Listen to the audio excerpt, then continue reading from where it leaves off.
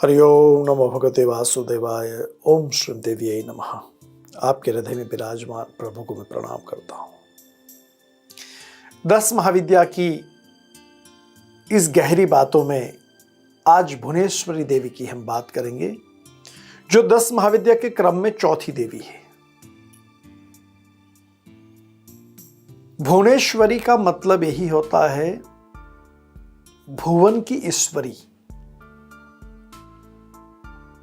तीनों भुवन की ईश्वरी भुवनेश्वरी। गुजरात में गोंडल में उनका एक स्थान है और ये देवी मुझे बड़ी प्रिय है। सरल, शांत और भक्तों को दुख से बचाने वाली। जब मैंने मेरे गुरुजी के सानिध्य में बैठ करके जब साधना की थी, आज से 96-97 की मैं बात करूं तो जब वो दीक्षा मुझे प्राप्त हुई और जब साधना की तो शरीर के अंदर एक अलग ही महसूस हुआ, जैसे कि स्विमिंग पूल में आप तैरने बैठते हो और जैसे तैरते हो ऊपर पानी बहुत होता है मगर आपके उसका वजन नहीं लगता उस पानी का। ऐसा महसूस हुआ कि संसार के अंदर हम बिल्कुल लाइट हो गए। इस अद्वितीय साधना, चाहे भूलोक हो, मृत्युलोक हो, आकाश, पृथ्वी, पाताल, तीनों लोक जिसमें शक्ति संचालित करती है। कहते हैं कि शून्य से ही सृष्टि, मृत्यु से पहले और मृत्यु के बाद ये एक जो गैप है, जीवन का एक गैप, जीवन से पहले जो गैप है, जीवन के पास पहुंचने का जो गैप है, इस शक्ति का एक बड़ा, इस सृष्टि का एक बड़ा पार्ट होता है। उसमें ऐश्वर्य, भजन, भावना, कीर्ति, प्रतिष्ठा सब अपने आप में एक उसका आनंद लेने का एक अलग ही अपने आप में एक शक्ति होती है जिसका आनंद हमने पा गया। मगर यह शक्ति कहां से मिले, वो शक्ति कहां से प्राप्त हो? हम सोचते हैं कि भाई हम बहुत मेहनत करते हैं, क्या करते हैं क्या नहीं करते हैं, मगर इससे शक्ति क्या कैसे हो सकता है? मगर मैं इतना ही कहूंगा कि अब सौंप दिया इस जीवन का, सब भार तुम्हारे हाथों में है, जीत तुम्हारे हाथों में, हार भी तुम्हारे हाथों में। जीवन के अंदर हार और जीत सृष्टि के रचयिता के ऊपर सौंप दो, मगर आप पुरुषार्थ के ऊपर ध्यान दो, मेहनत करो। हम बार बार कहते हैं कि भाई देखो ये कितनी महंगाई हो गई, कितना महंगा हो गया सामान, बिजली महंगी हो गई, गैस है, पेट्रोल है, सब महंगा हो गया है। तो जितनी महंगाई आ गई उतनी हमको मेहनत करनी पड़ेगी उसका लेवल प्राप्त करने के लिए। वैसे ही हमारे जीवन के अंदर उस आध्यात्मिक और भौतिक सुख को प्राप्त करने के लिए एक आध्यात्मिक चेतना की मेहनत करनी पड़ेगी, आध्यात्मिक चेतना प्राप्त करने के लिए। बार बार कहते हैं कि मुझे जीवन में वो चाहिए, मुझे जीवन में ये चाहिए, बार बार हम कहते हैं। तो जीवन में तो सब कुछ चाहिए ही चाहिए, मगर उसको प्राप्त करने की मेहनत भी आप बड़े करते हो, मगर प्राप्त नहीं हो पा रहा है। वो तीनों भुवन में से बहुत कुछ मेहनत करने की भी प्राप्त नहीं हो पा रहा है, उसको उस वक्त जिस चीज की जरूरत है, उस शक्ति की जरूरत है, उसको हम कहते हैं त्रिभुवन त्रिपुरारी भुवनेश्वरी। भुवनेश्वरी का बीज मंत्र बहुत सरल है, उसकी साधना बहुत सरल है, उसमें कोई इतनी मेहनत करने की जरूरत नहीं है। मगर हां, वहां श्रद्धा, समर्पण एवं विश्वास की जरूरत है। 10 महाविद्या की कोई भी साधना करो, मैं यहां एक बात बहुत आपको जरूरी बता दूं, भगवान शिव के प्रति आपकी निष्ठा होनी चाहिए। भगवान शिव के प्रति आपकी हृदय का एक तार आपका जुड़ा हुआ चाहिए। क्यों? कि भगवान शिव की ही तो ये शक्ति है,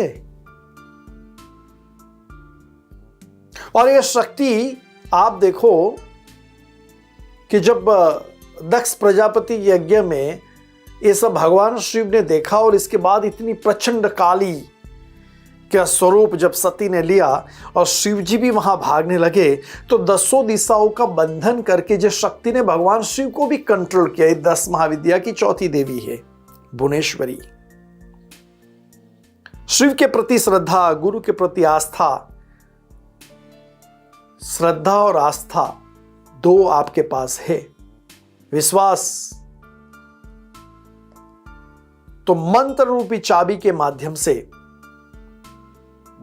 आपके जीवन का ताला खुल जाएगा।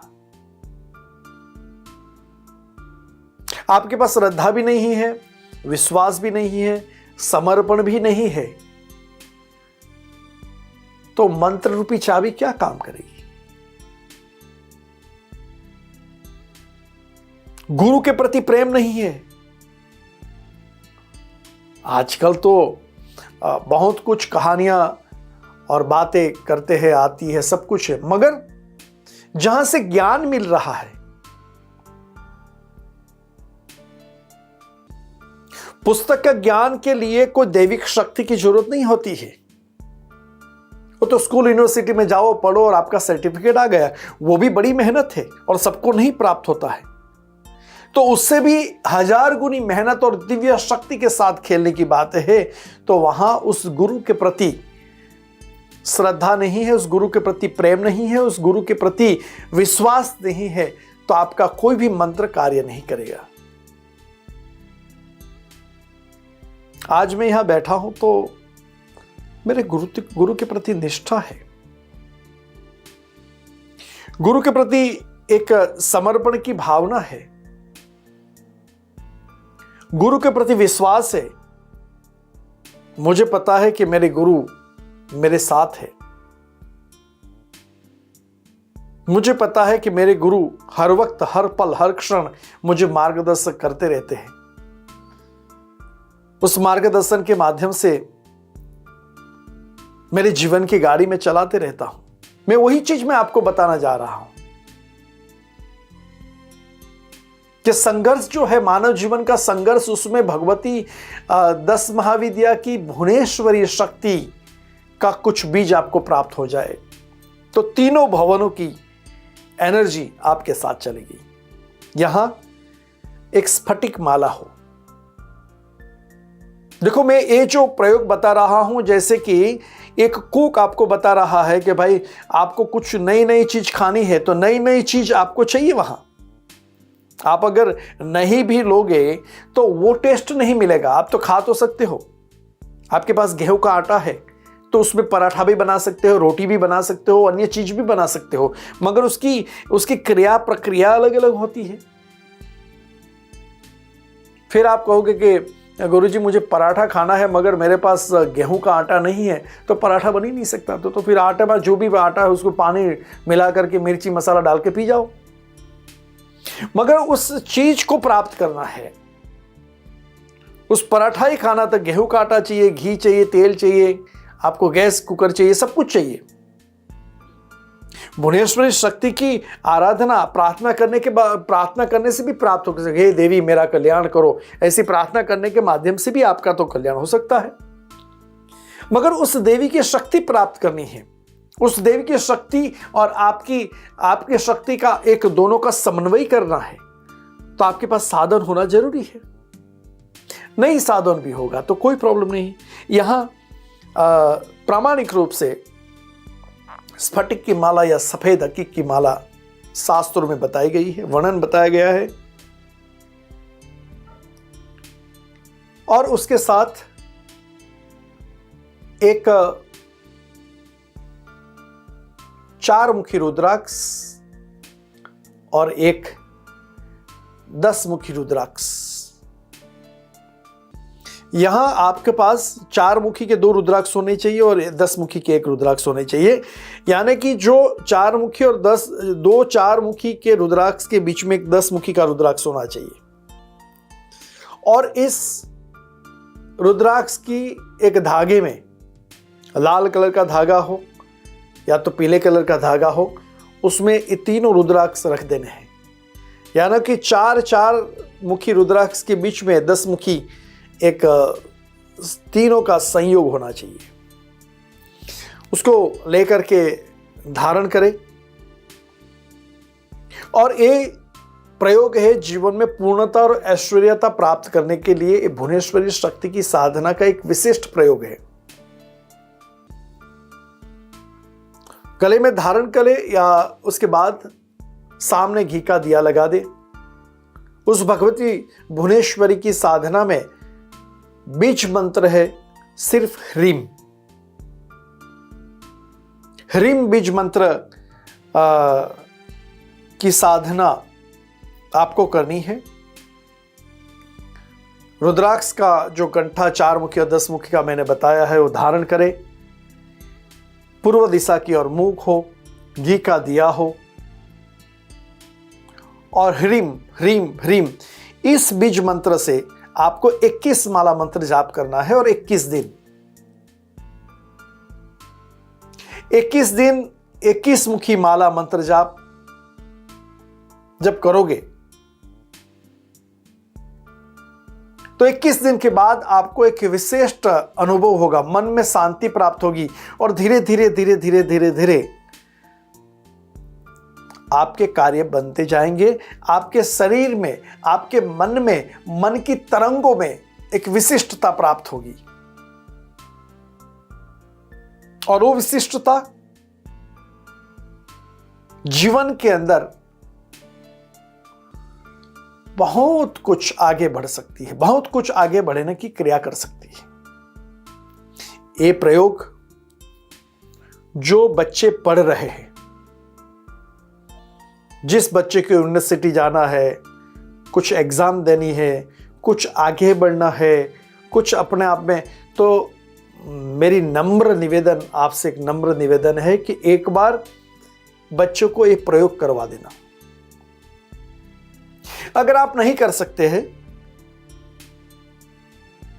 तो ऐसे विशिष्ट भुवनेश्वरी मंत्र से सिद्ध ऐसी रुद्राक्ष हमारी संस्था के माध्यम से प्राप्त कर सकते हैं और उसको सिर्फ पहना दीजिए, क्योंकि वो पूरी साधना उसके ऊपर की हुई है। मगर ये प्रयोग करने से, ये साधना करने से सरस्वती की कृपा तो होगी ही होगी। तीनों शक्तियां हैं इसमें। भुवनेश्वरी देवी की साधना जब करोगे, तीनों देवियां, तीनों शक्तियां हैं और तीनों शक्तियों में से एक विशिष्ट शक्ति ऐसी प्राप्त हो जाएगी कि जीवन के अंदर अपने आप में एक दिव्यता और भव्यता प्राप्त होगी। कई बार दिव्यता मिलेगी, वह भव्यता नहीं मिलेगी। जहां भव्यता मिलेगी तो दिव्यता नहीं मिलेगी। तो ये जो क्रिया है जब आप करोगे, ये साधना है जब आप करोगे, तो अपने आप में एक विशिष्टता परिवार के अंदर प्राप्त होगी। छोटे बच्चे जो बोलने में थोड़ा हिचकिचाते हैं, शब्द स्पष्टीकरण नहीं है, पढ़ाई में मंद बुद्धि है, तो उनके लिए भुवनेश्वरी साधना अत्यंत आवश्यक है। और ये भुवनेश्वरी साधना बीजोक्त मंत्र की साधना है, यानी कि उसका मंत्र सीधा ह्रीम, सिर्फ ह्रीम ह्रीम ह्रीम ह्रीम, इस मंत्र का उच्चारण भी आप करोगे ना तो कार्य सिद्धि बनेगी।